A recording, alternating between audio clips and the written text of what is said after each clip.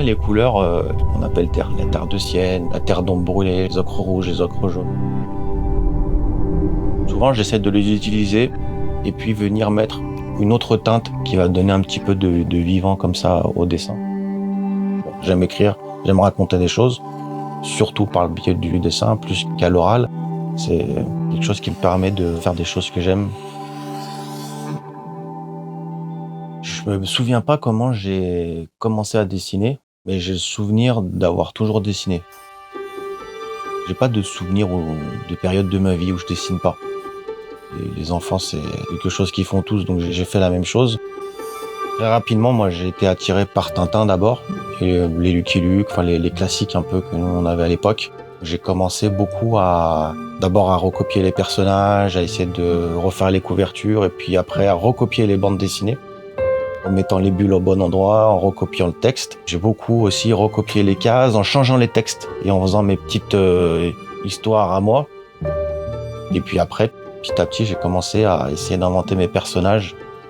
Quand j'étais enfant, la relation avec le dessin, je pense que c'était un échappatoire. Et en grandissant aussi, ça a été beaucoup ça.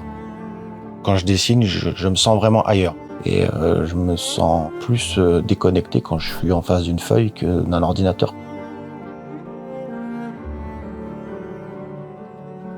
Alors le matériel que j'utilise pour mes bandes dessinées, c'est surtout du matériel dit traditionnel, à contrario du numérique qui existe beaucoup maintenant.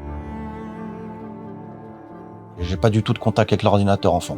Donc c'est sûr que peut-être que mon lien avec le dessin datant de l'enfance, qui est toujours feuille, papier, pinceau, etc., et pas du tout d'ordinateur.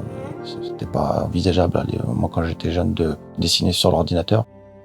J'ai déjà fait 2 ou 3 tests très rapides sur des tablettes graphiques, sur des iPads plutôt. Et même ne serait-ce que le contact du stylet sur l'écran, le contact que ça fait, ça me déplaît. Il me déplaît alors je sais pas pourquoi, hein, c'est bizarre. Hein. Et comme moi, ça reste quand même un plaisir, sinon c'est pas la peine, parce que surtout faire de la bande dessinée, c'est long, ça peut parfois être pénible et tout. Alors si en plus l'outil est quelque chose où j'ai pas un plaisir à l'utiliser, ça m'intéresse pas.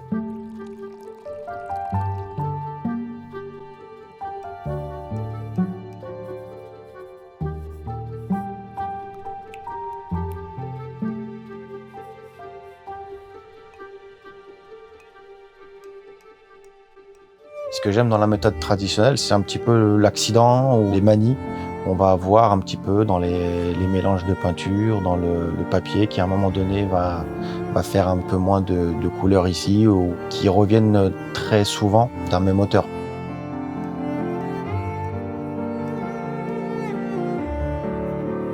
Si on prend 10 auteurs qui ont utilisé exactement le même pinceau, exactement la même peinture, exactement le même papier, on aura des dégradés différents, des aplats différents, ce qui n'est pas le cas avec le numérique, quoi.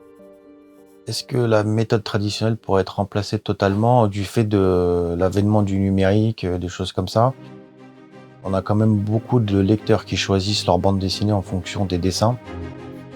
Je pense qu'il y en aura toujours quand même beaucoup de lecteurs qui ont une appétence pour le dessin traditionnel et qui se dirigeront vers ça. Et que donc, j'ai quand même bon espoir que le dessin traditionnel reste avec le dessin numérique côte à côte et que les deux soient juste 2 outils différents.